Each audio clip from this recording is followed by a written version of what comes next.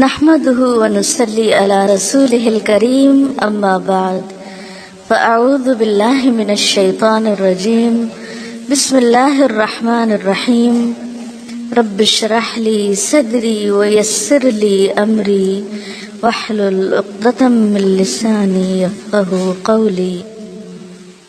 جنابت کے احکام۔ وجوب غسل کی حالت کو حالت جنابت کہتے ہیں۔ وجوب غسل یعنی جب غسل واجب ہو جاتا ہے تو اس حالت کو جنابت کہتے ہیں۔ جنابت کا لفظ جم سے، جم پہلو کو کہتے ہیں، یعنی بچنا۔ مندرجہ ذیل 4 حالتوں میں مسلمان مرد اور عورت پر غسل کرنا فرض ہو جاتا ہے۔ نمبر 1، جوش کے ساتھ منی خارج ہونے کے بعد، اس میں احتلام بھی داخل ہے، یعنی کوئی ایسا خواب آئے یا ویسے۔ نمبر 2، صحبت کے بعد یعنی سیکشول انٹرکورس کے بعد۔ نمبر 3، حیض کے بعد۔ نمبر 4، نفاس کے بعد یعنی بچے کی پیدائش کے بعد۔ اس میں یاد رکھیے کہ بہت سے لوگ پوچھتے ہیں کہ اگر خواتین انٹرنل چیک اپ کرواتی ہیں تو کیا اس سے غسل واجب ہوتا؟ تو کوئی غسل واجب نہیں ہوتا جب تک کہ ان 4 چیزوں میں سے کوئی چیز نہ ہو۔ صرف منی خارج ہونے سے بات نہیں، بلکہ جوش کے ساتھ منی خارج ہونے کے بعد غسل واجب ہوتا ہے۔ صحبت اور غسل جنابت۔ صحابہ کرام رضی اللہ عنہم کے درمیان غسل جنابت کا ایک مسئلہ زیر بحث آیا۔ ایک گروہ کہتا تھا کہ غسل صرف دخول پہ فرض ہو جاتا ہے، انزال شرط نہیں، یعنی واٹر ڈسچارج جو ہے وہ ضروری نہیں۔ دوسرا گروہ بیان کرتا تھا کہ وجوب غسل کے لیے دخول کے ساتھ انزال بھی شرط ہے۔ یہ طویل مباحثہ کسی فیصلہ کن صورت پر منتج نہ ہوا۔ آخر قرار پایا کہ ام المومنین حضرت عائشہ رضی اللہ عنہا سے دریافت کیا جائے۔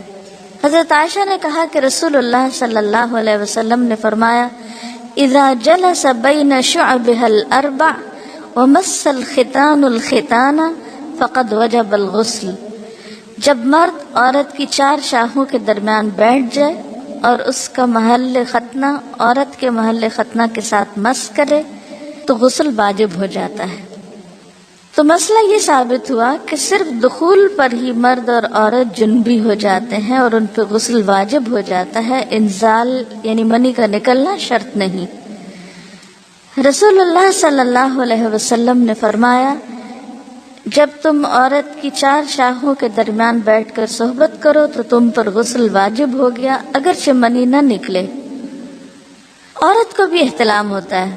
ام المومنین حضرت سلمہ رضی اللہ عنہا روایت کرتی ہیں کہ حضرت ام سلیم نے رسول اللہ صلی اللہ علیہ وسلم سے کہا، اے اللہ کے رسول، یقیناً اللہ حق سے نہیں شرماتا، یعنی حق بات اور ایک ضروری بات جو ہے اس کو واضح کرنا ضروری ہوتا ہے، اور اس معاملے میں شرم سے کام نہیں لینا چاہیے، کہیں ایسا نہ ہو کہ انسان انجانے میں غلط کام کرتا رہے۔ تو یہ کہہ کر انہوں نے مسئلہ پوچھا، کیا عورت پر غسل ہے جبکہ اس کو احتلام ہو؟ آپ نے فرمایا ہاں، لیکن جب پانی کا نشان دیکھے یعنی منی دیکھے۔ اس پر حضرت ام سلمہ نے شرم سے منہ چھپا لیا اور عرض کیا، اے اللہ کے رسول، کیا عورت کو بھی احتلام ہوتا ہے؟ آپ نے فرمایا ہاں ہوتا ہے، تیرا داہنا ہاتھ خاک آلود ہو، یعنی ایک پیار کی ڈانٹ تھی۔ اور اس میں ہو سکتا ہے کہ مزاج کا فرق ہو، بعض خواتین کے ساتھ ایسا نہ ہو اور بعض کے ساتھ ایسا ہو، لیکن اس میں جو اصل چیز ہے وہ ایکسیسو واٹر ڈسچارج ہے۔ اس میں کہیں ایسا نہ ہو کہ لیکوریا وغیرہ کے ساتھ اس کو ریلیٹ کر دیا جائے۔ دونوں چیزوں میں فرق ہے۔ اور احتلام جو ہے وہ سوتے وقت ہوتا ہے، یعنی سو کر اٹھنے پر اگر انسان اپنے کپڑوں پر زیادہ ڈسچارج دیکھے، خواہ کوئی خواب یا کوئی فیلنگ یاد نہ بھی ہو، تو پھر غسل کرنا ضروری۔ معلوم ہوا کہ عورت یا مرد نیند سے اٹھ کر اگر تری یعنی نشان منی دیکھیں تو یہ احتلام کی علامت ہے، لہذا ان پر غسل کرنا فرض ہو جاتا ہے۔ اور اگر احتلام کی کیفیت انہیں یاد ہو لیکن نشان نہ پائیں، یعنی خواب یاد ہے لیکن کوئی سامنے علامت نہیں، تو غسل فرض نہیں ہوگا۔ ایسی صورت میں شک کی ضرورت نہیں ہے کہ نہیں میں نے خواب دیکھا اور مجھے خواب بالکل صحیح یاد ہے، تو مجھے نہانا چاہیے؟ نہیں، محض خواب پر نہیں نہایا جائے گا جب تک کہ فزیکلی کوئی ایسی چیز سامنے دیکھی نہ جائے۔ جنبی کے بالوں کا مسئلہ، حضرت ام سلمہ روایت کرتی ہیں کہ میں نے کہا، اے اللہ کے رسول صلی اللہ علیہ وسلم، میں اپنے سر کے بال خوب مضبوط گوندتی ہوں، کیا میں انہیں غسل جنابت کے وقت کھولا کروں؟ آپ نے فرمایا، ان کا کھولنا ضروری نہیں، تیرے لیے یہی کافی ہے کہ 3 لپ پانی اپنے سر پر ڈالے، پھر اپنے سارے بدن پر پانی بہائے، پس تو پاک ہو جائے گی۔ یعنی بالوں کی جڑیں بھیگنا، سکن بھیگنا ضروری ہے، سارے بال کھولنا ضروری نہیں ہے۔ جنبی کے بالوں کا مسئلہ، حضرت عائشہ کو خبر ملی کہ حضرت عبداللہ ابن عمرو عورتوں کو غسل جنابت کے لیے بال کھولنے کا حکم دیتے ہیں۔ فرمانے لگی، ابن عمرو پر تعجب ہے، انہوں نے عورتوں کو تکلیف میں ڈال دیا، وہ انہیں سر منڈوانے کا حکم کیوں نہیں دے دیتے؟ یہ حضرت عائشہ کی ڈانٹ تھی، یعنی وہ یہ تو کہہ رہے کہ عورتیں بال کھول کھول کے نہائیں، تو وہ پھر سیدھا یہی کہیں کہ عورتیں بال منڈوا لیں۔ میں اور رسول اللہ صلی اللہ علیہ وسلم ایک ہی برتن میں غسل کرتے، اور میں اپنے بال کھولے بغیر سر پر 3 چلو سے زیادہ پانی نہیں ڈالتی تھی۔ معلوم ہوا کہ غسل جنابت کے لیے بال کھولنے کی ضرورت نہیں، مگر یہ حکم صرف غسل جنابت کا ہے، غسل حیض کے لیے بالوں کا کھولنا ضروری ہے، کیونکہ وہ مہینے میں 1 دفعہ ہے۔ حضرت عائشہ سے روایت ہے کہ انہیں رسول اللہ صلی اللہ علیہ وسلم نے غسل حیض کے لیے فرمایا، اپنے بال کھولو اور غسل کرو۔ اس میں آپ دیکھیے کہ دونوں چیزوں میں فرق کیوں ہے، دونوں کی نوعیت فرق ہے، اور حیض جو ہے وہ ایک نجاست کی کیفیت بھی ہے نا، قل هو اذی، تو اس کے بعد نہانا اور نہا کر خوشبو لگانا خاص طور پر اس کا سارا حکم آتا ہے، لیکن غسل جنابت میں نجاست کی وہ کیفیت نہیں ہے، یعنی حیض کا خون اور منی جو ہے ان دونوں کے حکم میں بھی فرق ہے، ٹھیک ہے نا۔ بعض علماء کے خیال میں جو منی ہے اٹ سیلف وہ ناپاک چیز نہیں ہے، اگر کسی کپڑے وغیرہ کو لگ گئی تو وہ کپڑا ناپاک نہیں، اگر اس کو خشک ہونے پر کھرچ کے صاف کر دیا جائے تو کپڑا صاف ہو جائے گا۔ لیکن خون حیض پر آپ صلی اللہ علیہ وسلم کیا فرمایا، چٹکیوں سے مل مل کے اس کو صاف کر کے دھوئے، تو ان دونوں میں بھی فرق ہے، لہٰذا ان دونوں کے بعد نہانے کے حکم میں بھی فرق ہے، ایک میں بال کھولے جائیں گے اور بال بھی دھوئے جائیں گے اور بالوں کی جڑیں بھی دھوئی جائیں گی، جبکہ دوسرے عام غسل جنابت میں بال کھولنا اور پورے بال دھونا شرط نہیں۔ بہت سے بچے ایسی جن کی شادی ہوتی ہے اور اس کے بعد انہیں ان مسائل کا پتہ نہیں ہوتا، یا تو وہ شرم کے بارے نہاتی نہیں، یا نہاتی ہیں تو پھر وہ پورے بال دھو دھو کے سکھانے میں اور ان چیزوں میں اتنا وقت ضائع کر دیتی ہیں کہ پھر بعضوں کا شوہر کی نافرمانی اور آپس کے تعلقات میں ٹینشن، لوگوں کا خوف۔ تو اگر دین کا صحیح مسئلہ پتہ ہو تو انسان ان تمام مشقتوں سے بچ جاتا ہے اور ایک نارمل روٹین کی لائف گزار سکتا ہے۔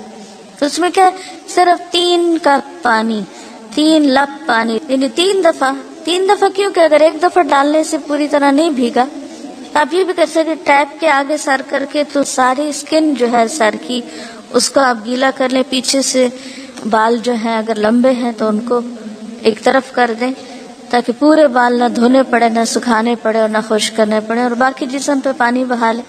دوسری صورت یہ ہے کہ مگ میں پانی لے کے تو اس کو آپ تھوڑا تھوڑا کر کے پورے کو 1 دفعہ کریں، پھر اس کے بعد دوبارہ کریں اور تیسری دفعہ رول کر کے بالوں کو پیچھے سے شاور کیپ ڈال لیں اور باقی جسم پھر دھو لیں۔ شاور کیپ سے کیا ہوتا ہے عام طور پر کہ پیچھے کے جو سارے لمبے بال ہیں پھر وہ نیچے گر کے گیلے نہیں ہوتے، وہ آپ کے سر پہ ٹک جاتے ہیں۔ تو سر کی اسکن دھوئیں اور بالوں کو جوڑے کی شکل میں باندھ کے اوپر شاور کیپ پہن کے پھر باقی جسم کو اچھی طرح دھو لیں۔ تو اس میں آپ دیکھیں کہ جب بالکل سر کے اسکن کا حصہ ہی تار ہوگا، اور یہ 3 دفعہ کرنا ہوگا، 1 دفعہ سے نہیں کام چلے گا، 3 دفعہ کرنا تاکہ کوئی بھی بال برابر جگہ اسکن کی خشک نہ رہ جائے۔ تو اس سے کیا ہوگا کہ جتنا کم بال گیلے ہوں گے اتنے کم دیر میں ان کو خشک بھی کیا جا سکتا ہے اور کسی بھی مشقت کے بغیر انسان نماز پڑھ سکتا ہے۔ جنبی سے میل جول اور مسافہ جائز ہے۔ حضرت ابو ہریرہ روایت کرتے ہیں کہ ایک دن بحالت جنابت میں نے رسول اللہ صلی اللہ علیہ وسلم سے ملاقات کی، آپ نے میرا ہاتھ پکڑا اور میں آپ کے ساتھ ہو لیا۔ آپ ایک جگہ بیٹھ گئے اور میں چپکے سے نکل گیا، گھر جا کر غسل کیا، پھر واپس آیا۔ آپ ابھی بیٹھے ہوئے تھے، آپ نے پوچھا اے ابو ہریرہ تو کہاں گیا تھا؟ میں نے سارا حال کہہ سنایا تو آپ نے فرمایا سبحان اللہ، تحقیق مومن ناپاک نہیں ہوتا۔ نبی صلی اللہ علیہ وسلم کا یہ فرمان کہ مومن ناپاک نہیں ہوتا، اس کا مطلب یہ ہے کہ مومن حقیقتاً نجس اور پلید نہیں ہوتا۔ جنابت حکمی نجاست ہے، حسی نہیں، یعنی نجاست کے حکم میں ہے لیکن بظاہر وہ کوئی ناپاک ہونے والی بات نہیں۔ یعنی شریعت نے مصلحت کی بنا پر ایک حالت میں حکماً اس پر غسل واجب کیا ہے، بس جنبی کے ساتھ ملنا جلنا، اٹھنا بیٹھنا، اختلاط ارتباط، کھانا پینا سب جائز ہے۔ یہاں یہ بات یاد رہے کہ بعض اوقات ایسا بھی ہوتا ہے کہ انسان حالت جنابت میں ہوتا ہے، تو ہمارے ہاتھ اس میں اتنے زیادہ بچیوں کو ڈرایا جاتا ہے کہ ایک قدم بھی اٹھایا تو معلوم نہیں کیا قیامت آ جائے گی اور تم کمرے سے نکل ہی نہیں سکتے جب تک کہ پاک نہ ہو۔ تو بعض اوقات حالات کا تقاضا ایسا ہوتا ہے کہ جس میں انسان کو کچھ ضروری کام نپٹانے پڑتے ہیں۔ بعض اوقات جیسے بچوں کو اسکول چھوڑنا ہے یا ان کو ناشتہ بنا کے دینا ہے یا کچھ، تو پھر دو ایکسٹریم پہ لوگ چلے جاتے ہیں، یا تو پرواہ نہیں کرتے پاک ناپاک ہونے کی، یا یہ ہے کہ وہ اس چیز کو اتنا ایشو بنا لیتے ہیں کہ باقی سارے کام ان کے متاثر ہو کے رہ جاتے ہیں۔ تو اس چیز کو اپنی حدود میں رکھ کے لائٹلی لینا چاہیے، جو فریضہ ادا کرنا وہ کر لے اور باقی چیزیں جو ہیں ان کو ایشو نہ بنایا جائے۔ یعنی اگر کسی وقت مجبوراً تھوڑی دیر کے لیے گھر سے بھی نکلنا پڑ جائے، جیسے حضرت ابو ہریرہ باہر نکلے ہوئے تھے، تو اس میں بھی حرج نہیں ہے۔ اس کا یہ مطلب نہیں کہ آپ ٹال مٹول کر کے تو دن بھر کی نمازیں گنوائیں، یہ صرف رخصت کی بات ہے یا کیا کر سکتے ہیں آپ اس کی بات ہے۔ اس کا یہ مطلب نہیں کہ یہ ایک عادت یا ایک روٹین بنا لی جائے ناپاک رہنے کی۔ بعض لوگ کچھ کھاتے نہیں پیتے نہیں کہ ہم ناپاک ہیں، کھانا پینا بات چیت لین دین، یعنی اگر کسی کا ہاتھ دوسرے پاک بندے سے چھو گیا تو وہ کوئی ناپاک نہیں ہو جائے گا، یا کسی کپڑے کو ہاتھ لگ گیا یا کسی چیز کو یا کسی کھانے کو، تو وہ کھانا ناپاک نہیں ہوگا، کیونکہ یہ حسی نجاست نہیں ہے، آپ کے ہاتھ میں کوئی گندگی نہیں ہے۔ اگر اس حالت میں کبھی آٹا گوندنا پڑ جائے یا کوئی پیڑا یا روٹی بنانی پڑ جائے، اور دیکھیے کہ بعض اوقات بچے چھوٹے ہیں رو رہے ہیں، ان کو کھانا چاہیے اور آپ کہیں روتے رہیں جو روتے ہیں، میں تو ناپاک ہوں اس لیے میں تو کوئی کام نہیں کر رہی، تو یہ ایک دوسری ایکسٹریم ہوگی، ایسا کرنا درست نہیں۔ اگر ضرورت کے تحت تھوڑی دیر، گھنٹہ 2 گھنٹہ کسی وجہ سے ڈیلے کرنا پڑے، بعض اوقات ایسا ہوتا پانی نہیں ہوتا، تو ایسی صورت میں کیا کریں گے؟ ایسی صورت میں آپ ویٹ کریں گے، وزن سپلائی کا پانی 1 گھنٹے تک آ رہا ہے، تب آپ کوئی کام کاج نہ کریں، اندر مرغی بن کے بیٹھ جائیں کہ میں ناپاک ہوں میں ناپاک ہوں، نہیں، سب کام کریں اپنے، اور جب پانی آ جائے تو نہا لیں۔ ایسے کرنے میں کوئی گناہ نہیں، کوئی جرم نہیں، کوئی غلطی نہیں۔ رسول اللہ صلی اللہ علیہ وسلم نے ایک انصاری کو بلایا، جب وہ آیا تو اس کے سر کے بالوں سے پانی ٹپک رہا تھا۔ آپ نے پوچھا شاید تم جلدی میں نہائے ہو؟ اس نے کہا ہاں اے اللہ کے رسول۔ آپ نے فرمایا حالت جنابت میں اگر کسی سے فوری ملنا ہو اور نہانے میں دیر لگے تو وضو کرنا ہی کافی۔ حضرت عمر نے آپ سے پوچھا میں رات کو جنبی ہوتا ہوں تو کیا کروں؟ آپ نے فرمایا کہ تم اپنے ذکر کو دھو ڈالو اور وضو کرو اور سو جاؤ۔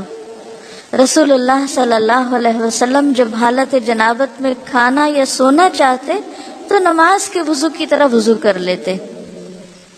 نبی صلی اللہ علیہ وسلم نے فرمایا جو کوئی اپنی بیوی سے صحبت کرے اور پھر دوبارہ کرنا چاہے تو اسے چاہیے کہ دونوں کے درمیان وضو کرے۔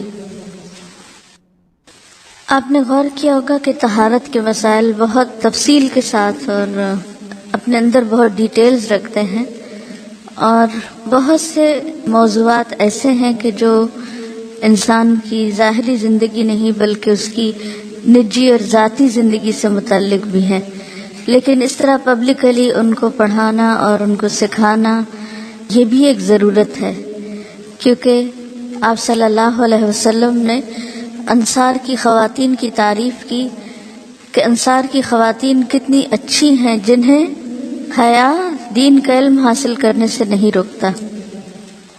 تو سوال یہ پیدا ہوتا ہے کہ آخر اتنی تفصیلات کیوں؟ اور بعض لوگ اس کو ناپسندیدہ قرار دیتے ہیں، تو ایسا کرنا ناسمجھی کی علامت ہے۔ ہم دیکھتے ہیں کہ انسان اگر اللہ کے بتائے ہوئے طریقے کے مطابق زندگی بسر کرتا ہے تو اس میں خیر ہی خیر ہے، اور وہ صرف خیر اس کی اپنی ذات تک نہیں رہتی، بعض اوقات دوسروں کی بھلائی کا ذریعہ بھی بن جاتی۔ یہاں کسی نے ایک واقعہ لکھ کر بھیجا ہے کہ کسی ویسٹرن کنٹری میں کوئی مسلمان بچہ پڑھتا تھا، تو وہ اپنے کپڑوں کو دھونے کے لیے کسی انگریز عورت کو دیتا تھا، یعنی لانڈری کسی کے ذریعے کرواتا تھا۔ تو ایک دن اس عورت نے طالب علم سے کہا، کیا آپ میرے کام سے مطمئن نہیں؟ آپ کے خیال میں کیا میں کپڑے اچھی طرح نہیں دھوتی؟ طالب علم نے اس کی بات سن کر کہا، کیوں نہیں، مجھے یقین ہے کہ آپ اچھی طرح کام کرتی ہیں۔ یہ سن کر وہ بولی، پھر آپ خود ہی اپنے کپڑے کیوں دھو کر مجھے دیتے ہیں؟ یعنی کپڑوں کے داغ وغیرہ کیوں دھو کر مجھے دیتے ہیں؟ طالب علم نے انکار میں سر ہلایا کہ میں بھلا کپڑے دھو کر کیوں دوں گا؟ عورت نے کہا کہ پھر کیا وجہ ہے کہ مجھے دوسروں کے کپڑوں پر جا بجا گندگی کے دھبے نظر آتے ہیں، لیکن آپ کے کپڑوں پر کوئی ایسا دھبا نہیں ہوتا۔ اس کے پوچھنے میں واضح حیرت تھی۔ نوجوان مسکرایا اور بولا، اب بات سمجھ میں آتی ہے، اب میں آپ کو بات سمجھا دیتا ہوں، یعنی اب میری سمجھ میں بات آئی ہے کہ آپ کا اشارہ کس طرف ہے۔ میں مسلمان ہوں، میرا دین مجھے پاک صاف رہنے کا حکم دیتا ہے۔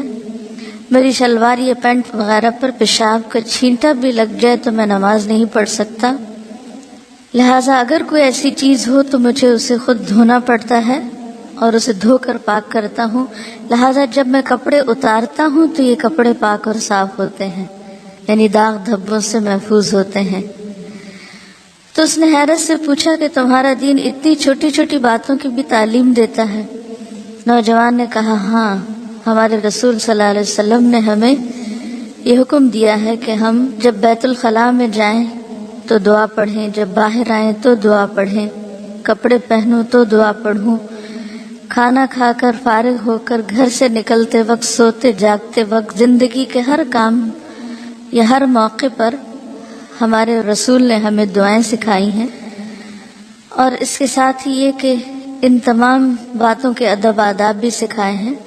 تو اس انگریز عورت کو وہ باتیں بہت دلکش اور حیران کن محسوس ہوئیں، اور کچھ دن تک وہ اس طالب علم کی عادات کا مزید جائزہ لیتی رہی، اور بالآخر اسلام اس کے دل میں گھر کر گیا اور وہ مسلمان ہو گئی، اور اس کے بعد اس نے اپنے گھر کے دوسرے افراد کو بھی مسلمان کیا، اسے ایک خاتون نے۔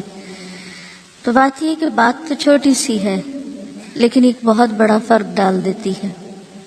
لیکن افسوس یہ کہ آج مسلمان ہی یہ آداب اور اخلاق بھول گئے، کیونکہ بہت سے مواقع پر ایسا بھی ہوا ہے ہمارے ساتھ کہ جب ہم نے الوداع میں پرانے کپڑے مختلف، جیسے سیلاب آ گیا یا زلزلہ آ گیا یا کچھ، تو اس موقع پر نئے پرانے سب مٹیریلز جب اکٹھے کیے گئے تو بلیو بھی بعض اوقات کپڑوں پر خون کے دھبے، گندے داغ اور نجاست وغیرہ بھی لگی ہوئی پائی گئی، جسے دیکھ کر بے انتہا افسوس ہوا کہ ایک مسلمان لڑکی جو بالغ ہو چکی ہے، اس کو اس کی ماں نے یہ ادب نہیں سکھایا، یہ طریقہ نہیں سکھایا کہ لباس کو صاف کیسے رکھتے ہیں۔ بھلے آپ کو کپڑا کسی سے بھی دھلوانا ہو، یا آپ کو دوبارہ نہیں پہننا، یا آپ کسی غریب کو دے رہے ہیں، مسلمان کا تو لباس اتارتے وقت بھی طریقہ یہ ہوتا ہے کہ جب وہ اتارے تو ایسے ہی اتارے کہ جیسے وہ نجاست سے صاف ہے۔ تو بعض اوقات ہم غفلت میں ایسی حرکتیں کرتے رہتے ہیں، اور اس کا غلط امپریشن نہ صرف یہ کہ اپنے گھر والوں پر، اپنے قریبی لوگوں پر، بلکہ دوسرے ادیان والوں تک بھی اس کا دائرہ بعض وقت پھیل جاتا ہے۔ تو ان معاملات میں جو بظاہر لوگوں کی نگاہوں سے چھپے ہوئے ہیں، ہمیں اپنی باطنی زندگی میں، نجی زندگی میں، داخلی زندگی میں، پرائیویٹ لائف میں بھی اللہ کے تقوی کا ثبوت دینا ہے اور ان تمام چیزوں کا خیال رکھنا ہے۔ حائضہ سے صحبت کرنے کی ممانعت۔ حیض کی حالت میں عورت سے مجامت کرنا سخت گناہ ہے۔ اللہ تعالیٰ نے قرآن مجید میں فرمایا فَاعْتَزِلُوا النِّسَاءَ فِي الْمَحِيضِ، یعنی واضح قرآن کا حکم ہے۔ پس ایام حیض میں عورتوں سے کنارہ کشی کرو، یعنی کنارہ کشی سے مراد لین دین اور بالکل تعلق ختم کرنا نہیں، مراد یہاں پر سیکشل انٹرکورس ہے، یعنی صحبت نہ کرو۔ اگر کوئی اس گناہ کا مرتکب ہو جائے تو اس کی بابت نبی صلی اللہ علیہ وسلم نے فرمایا جو شخص بحالت حیض اپنی عورت سے صحبت کرے تو اسے چاہیے کہ نصف دینار صدقہ کرے۔ دینار 4.5 ماشے سونے کا ہوتا ہے، تو نصف دینار 2.25 ماشے سونا ہوا۔ 2.25 ماشے سونے کی قیمت صدقہ کرے، یعنی کسی مستحق کو دے اور آئندہ کے لیے توبہ کرے۔ مزی کے خارج ہونے سے غسل واجب نہیں ہوتا۔ سیدنا علی رضی اللہ عنہ بہت طاقتور جوان تھے، آپ کو اکثر مزی آتی۔ آپ کو مسئلہ معلوم نہ تھا کہ مزی کے خارج ہونے پر غسل واجب ہوتا ہے یا نہیں۔ چونکہ رسول اللہ صلی اللہ علیہ وسلم کے داماد تھے، اس لیے بالمشافہ دریافت کرتے حجاب آیا، یعنی آپ کو شرم محسوس ہوئی، تو اپنے دوست مقداد سے کہا کہ وہ مسئلہ دریافت کریں۔ حضرت مقداد نے نبی صلی اللہ علیہ وسلم سے پوچھا، آپ نے فرمایا مزی کے خارج ہونے پر غسل واجب نہیں ہوتا، صرف وضو کرنا چاہیے۔ نبی صلی اللہ علیہ وسلم نے فرمایا اگر مزی خارج ہو تو آلہ تناسل کو دھو لو اور وضو کر لو۔ نیز فرمایا اور کپڑے پر جہاں مزی لگی ہو ایک چلو پانی لے کر چھڑک لینا کافی ہے۔ اب اس میں یہ جو مختلف ٹرمز استعمال ہو رہی ہیں ان میں فرق کیا ہے، یعنی مزی اور منی کا فرق کیا ہے؟ مزی اس چپکتے ہوئے لیسدار پانی کو کہتے ہیں جو شہوت کے وقت ذکر کے سرے پر نمودار ہوتا ہے، یعنی کہ جو اچھل کر نہیں نکلتا بلکہ ویسے ہی ویٹنس ہوتی۔ اور منی عضو مخصوص سے لذت اور جوش کے ساتھ ٹپک کر خارج ہونے والا سفید مادہ ہوتا ہے جس سے انسان پیدا ہوتا ہے۔ اس کے خروج سے آدمی پر غسل فرض ہو جاتا ہے۔ ودی وہ گاڑھا سفید پانی جو پیشاب سے قبل یا بعد خارج ہوتا ہے، اس کے نکلنے پر غسل کرنا ضروری نہیں۔ یہ اسی طرح لیکوریا بھی اس میں آ جاتا ہے۔ جن عورتوں کو سفید رطوبت یعنی لیکوریا کی شکایت ہوتی ہے اس سے بھی غسل لازم نہیں ہوتا، حسب معمول نمازیں ادا کرنی چاہیے۔ لیکوریا کا جو سیکریشن ہے اگر وہ کپڑے پر لگ جائے تو اسی طرح چلو بھر پانی سے اس کو صاف کر لینا چاہیے۔ حائضہ کو چھونا اور اس کے ساتھ کھانا جائز ہے۔ حضرت انس رضی اللہ عنہ روایت کرتے ہیں کہ جب عورت حیض سے ہوتی تو یہودی اس کے ساتھ کھاتے پیتے نہیں تھے، تو رسول اللہ صلی اللہ علیہ وسلم نے فرمایا حائضہ سے ہر کام کرو سوائے جماع کے، یعنی حائضہ سے کھانا پینا، اٹھنا بیٹھنا، ملنا جلنا، اسے چھونا، بوس و کنار وغیرہ سب جائز ہے سوائے مجامت کے۔ حضرت عائشہ روایت کرتی ہیں کہ رسول اللہ صلی اللہ علیہ وسلم مجھے حالت حیض میں ازار باندھنے کا حکم دیتے، سو میں ازار باندھتی۔ آپ مجھے گلے لگاتے اور میں حیض والی ہوتی۔ حضرت عائشہ سے روایت ہے کہ نبی صلی اللہ علیہ وسلم نے مسجد میں اپنی اعتکاف گاہ سے مجھے بوریا پکڑانے کا حکم دیا۔ رگ، بوریا کیا ہوتا ہے؟ رگ یعنی کپڑے کا پیس، یہ جائے نماز جیسے ہوتی۔ میں نے کہا میں حائضہ ہوں۔ آپ نے فرمایا تیرا حیض تیرے ہاتھ میں نہیں ہے۔ اور اس حدیث سے لا علمی کی بنا پر آج تک لوگ تسبیح کو ہاتھ نہیں لگانا، جائے نماز کو ہاتھ نہیں لگانا، جائے نماز پہ بیٹھنا نہیں، اور اگر حالت حیض میں کوئی کپڑے پہنے تو دوبارہ نہیں پہن کے نماز ان میں پڑھنی، یا یہ کہ بستر کی چادریں وغیرہ دھونا ہے، یا اور بہت سے تردد کیے جاتے ہیں، تو یہ سب خود ساختہ باتیں ہیں، ان کی کچھ حقیقت نہیں۔ حضرت عائشہ سے روایت ہے کہ نبی صلی اللہ علیہ وسلم میری گود کو تکیہ بنا کر قرآن حکیم کی تلاوت کرتے تھے حالانکہ میں حائضہ ہوتی۔ اب یہاں بھی آپ دیکھیے بہت سی خواتین پوچھتی ہیں کہ کیا ہم اس حالت میں قرآن کی مجلس میں شریک ہو سکتے ہیں یا نہیں، وہاں بیٹھ سکتے ہیں یا نہیں۔ تو آپ دیکھیے کہ آپ صلی اللہ علیہ وسلم حضرت عائشہ کی گود میں سر رکھ کے قرآن پڑھتے، جبکہ حضرت عائشہ حیض سے ہوتی۔ حائضہ کے قرآن پڑھنے کی کراہت۔ اب حائضہ خود کیا کرے؟ کیا قرآن پڑھ سکتی ہے یا نہیں؟ ذکر کر سکتی ہے یا نہیں؟ حالت جنابت اور حیض میں قرآن حکیم کی تلاوت کے حرام ہونے کے بارے میں کوئی صحیح حدیث نہیں ہے، یعنی حرام نہیں ہے پڑھنا، مگر ان حالتوں میں مکروہ ضرور ہے، یعنی پسندیدہ نہیں ہے کہ انسان تلاوت کی غرض سے صبح بیٹھ کر قرآن پاک کی کچھ آیات پڑھے۔ ہاں، اگر کوئی تعلیم حاصل کرنے کے لیے، سیکھنے کے لیے کچھ پڑھ رہا ہے تو اس کی رخصت ہے۔ مہاجر بن قنفس سے مروی ہے کہ رسول اللہ صلی اللہ علیہ وسلم کو بحالت پیشاب کسی نے سلام کیا تو آپ نے جواب نہ دیا۔ فراغت کے بعد آپ نے وضو کیا اور فرمایا میں نے مناسب نہ سمجھا کہ طہارت کے بغیر سلام کا جواب دوں۔ اس کا یہ مطلب نہیں کہ طہارت کے بغیر کہ جب اگر کسی نے وضو نہیں کیا ہوا تو وہ سلام کا جواب نہ دے، یا اگر آپ بے وضو نے کوئی آپ کو سلام کرے تو آپ جواب نہ دے کہ میرا وضو نہیں ہے۔ اس سے مراد یہ کہ عین اس حالت میں کہ جب انسان ٹوائلٹ میں بیٹھا ہوا ہو اور اس کے جسم سے کچھ نکل رہا ہو اور کوئی سلام کرے اور وہ ساتھ ہی سلام کا جواب دینا شروع کر دے تو اس حالت میں دینا جائز ہے۔ اب حیض کی بھی کنڈیشن ایسی ہوتی ہے نا کہ مسلسل بعض اوقات کچھ سیکریشن ہوتی رہتی ہے، تو ایسی صورت میں اگر انسان عبادت کی غرض سے تلاوت کر رہا ہے تو یہ درست نہیں۔ ہاں، تعلیم کی غرض سے اس کی اجازت موجود ہے کیونکہ حرام بہرحال نہیں ہے۔ جب حدث اصغر کی حالت میں سلام کا جواب دینا مکروہ ہوا تو جنبی کا قرآن کی تلاوت کرنا بالاولیٰ یعنی زیادہ مکروہ ہوا۔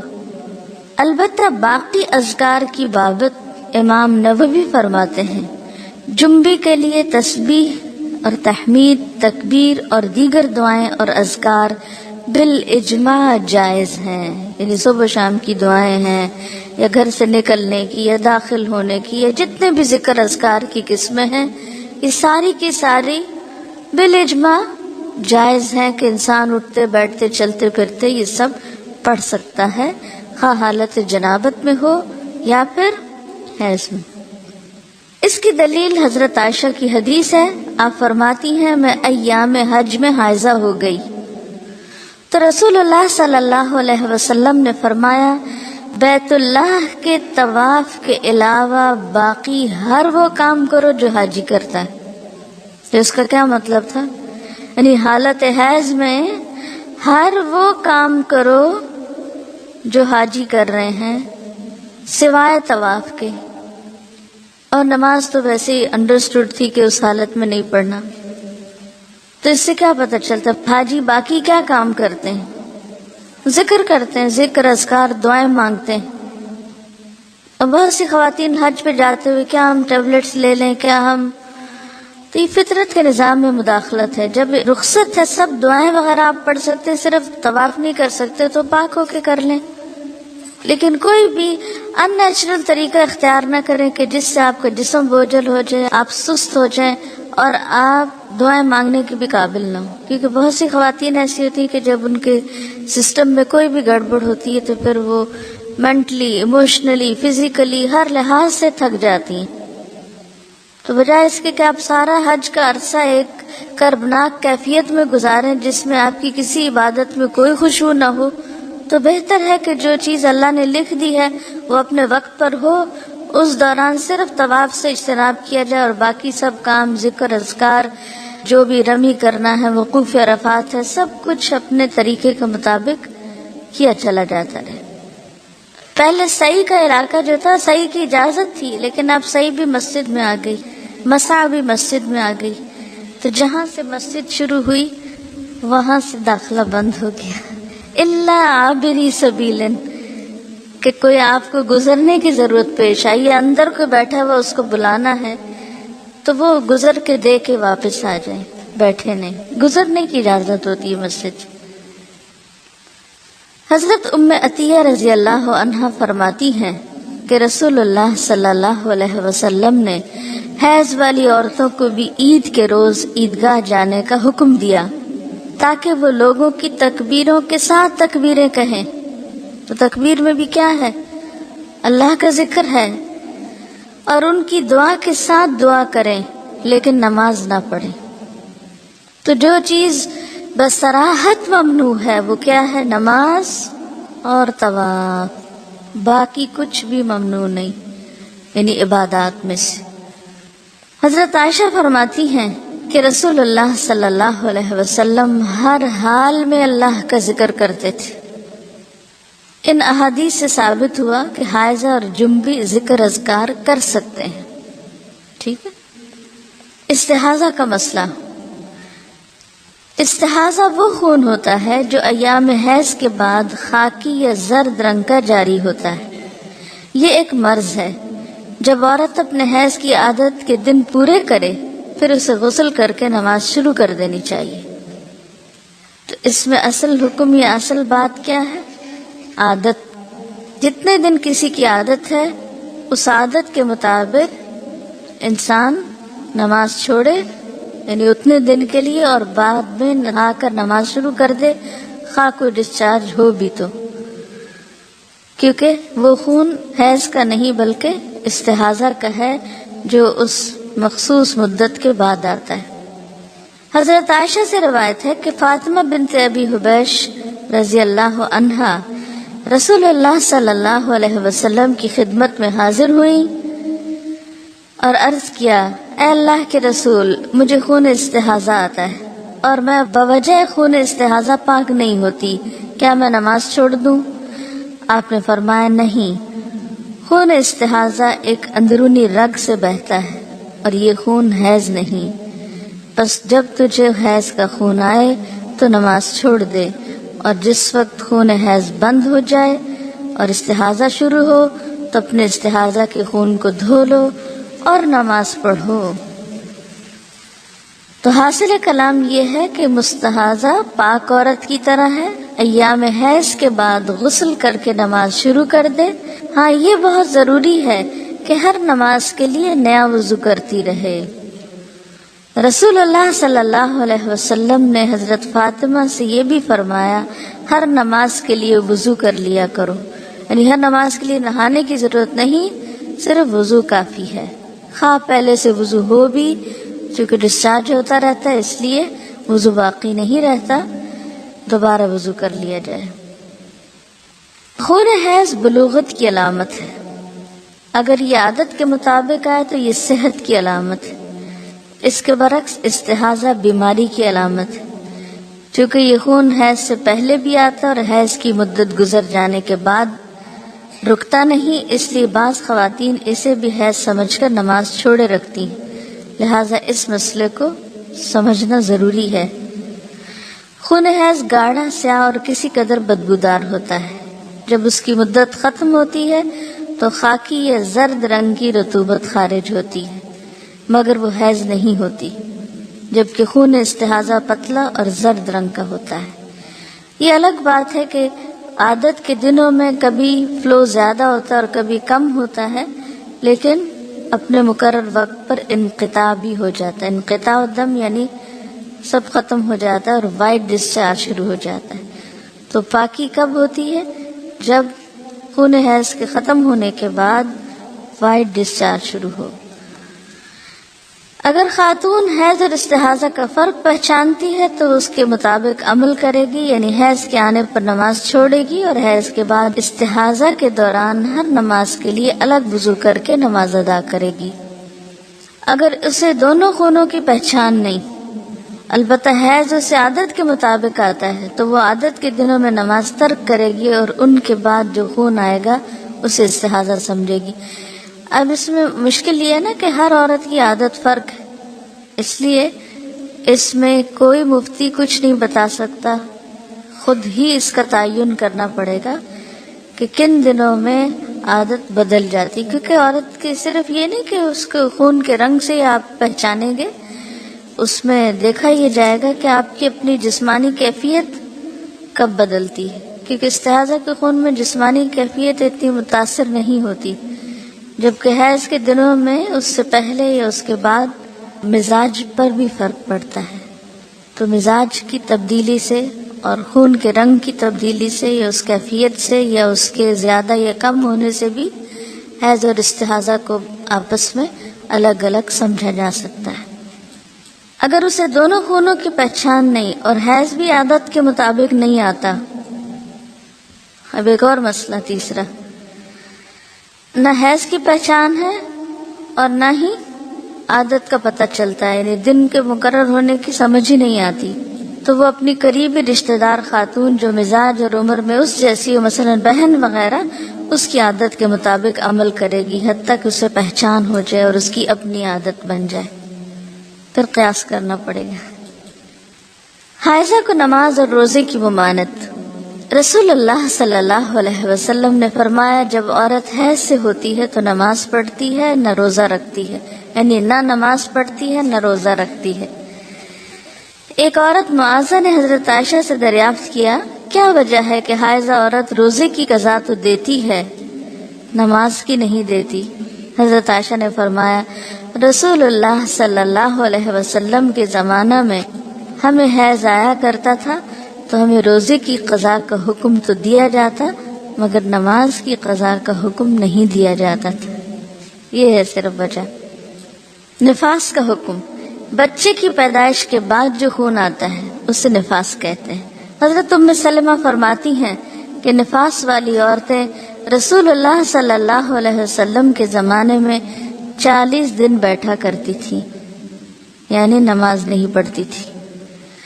اکثر صحابہ اور تابعین کے نزدیک نفاس کے خون کی زیادہ سے زیادہ مدت 40 دن ہے۔ اگر 40 روز کے بعد بھی خون جاری رہے تو اکثر اہل علم کے نزدیک وہ خون استحاضہ ہے جس میں عورت ہر نماز کے لیے وضو کرتی ہے۔ نفاس کی کم از کم مدت کی کوئی حد نہیں۔ اچھا، یہ بھی یاد رہے کہ بعض خواتین کو نفاس کا عرصہ ختم ہوتے ہی پھر پیریڈ شروع ہو جاتے ہیں، تو ایسی صورت میں اگر دن اوپر چلے جائیں اور پیریڈز کی واضح علامات ہر ایک کو اپنی عادت پتہ ہوتی ہے تو اس کے مطابق پھر وہ چھوڑ سکتی ہے۔ حضرت انس فرماتے ہیں، نفاس کی مدت 40 دن ہے، الا یہ کہ خون پہلے ہی بند ہو جائے، کیونکہ بعض لوگوں کو بچے کی ولادت کے بعد کسی قسم کا کوئی خون نہیں آتا تو وہ پہلے دن سے ہی نماز پڑھیں گی۔ کچھ لوگوں کو 3 دن تک، کچھ کو 7 دن، کچھ 10 دن، کچھ 1 مہینہ، کچھ پورے 40 دن، کبھی زیادہ کبھی کم۔ تو پھر ان معاملات میں دیکھا کیا جائے گا؟ کوئی کتاب یا اپنا آپ؟ ہر ایک کو اپنی عادت خود دیکھنی پڑے گی، ٹھیک؟ حضرت انس فرماتے ہیں، نفاس کی مدت 40 دن ہے، الا یہ کہ خون پہلے ہی بند ہو جائے۔ امام شافعی فرماتے ہیں، اگر عورت کو ولادت کے بعد خون آتا ہی نہیں تو اس پر ضروری ہے کہ وہ غسل کرے اور نماز پڑھے۔ نفاس اور حیض کے خون کا حکم ایک جیسا ہے، یعنی ان حالات میں نماز، روزہ اور جماع منع ہے۔ رسول اللہ صلی اللہ علیہ وسلم ایام نفاس کی نمازوں کی قضا کا حکم نہیں دیتے تھے، ٹھیک ہے؟ آپ نے یہ سنا ہوگا نا کہ خون حیض کی اقصی مدت یعنی زیادہ سے زیادہ مدت 10 دن ہے، تو یہ قیاس ہے، یعنی ایک اندازہ کیا گیا۔ آپ دیکھیے کہ فقہا کس طرح اجتہاد کیا کرتے تھے۔ جب یہ مسئلہ سامنے آیا تو مختلف عورتوں کی عادت معلوم کرائی گئی، کم سے کم کتنا ہوتا ہے، زیادہ سے زیادہ کتنا ہوتا ہے۔ پتہ چلا کہ کم سے کم اتنا اور زیادہ سے زیادہ اتنا، تو لہٰذا یہ 10 دن وہاں سے چلے۔ نبی صلی اللہ علیہ وسلم نے کوئی 10-12 دن نہیں بتائے، اصل بات عادت کی ہے کہ کتنے دن آپ کی عادت ہے۔ ڈی این سی کے بعد بھی جو خون ہوتا ہے وہ بھی نفاس میں شمار ہوگا، اس میں بھی کمی بیشی ہوتی ہے۔ بعض اوقات ایسا بھی ہوتا ہے کہ جتنے مہینے کا بچہ تھا اتنے مہینے کے جو پیریڈز کے دن ہیں اس کے برابر بھی آتا ہے، اور بعض عورتوں کو اس سے کم و بیش۔ ان کا سوال یہ ہے کہ نفاس میں شروع میں زیادہ بلیڈنگ ہوتی ہے، اس کے بعد آہستہ آہستہ کم ہو جاتی ہے، اور پھر تھوڑے دن میں زیادہ ہو جاتی ہے، پھر کم ہو جاتی ہے، تو کیا یہ سارا